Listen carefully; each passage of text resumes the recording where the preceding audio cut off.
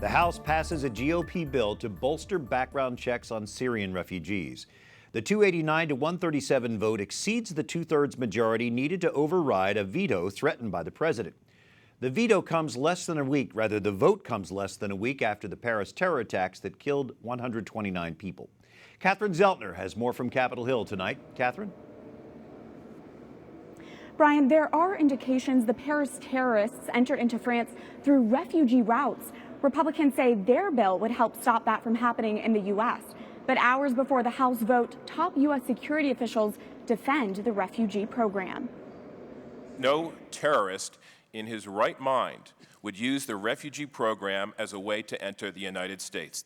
At a House committee hearing, migration experts testify no more can be done to screen refugees. Refugee applicants are vetted right side up, upside down, and sideways, every which way you can possibly imagine. And they are confident the U.S. brings in only the most vulnerable. We are looking at people who have been tortured, who burn victims from barrel bombs, people who are widows and children, but also the elderly, families that have been ripped apart as members have been murdered in front of their eyes.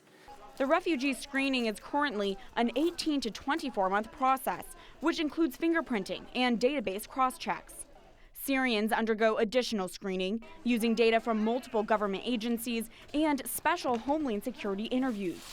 But today, the House votes on a bill that would pause the Syrian refugee program.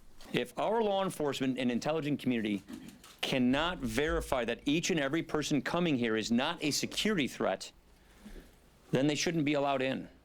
Republicans say the bill contains no religious tests for the refugees, a split from what some presidential candidates have suggested. Syrian Muslim refugees should be resettled in the Middle East, in majority Muslim countries.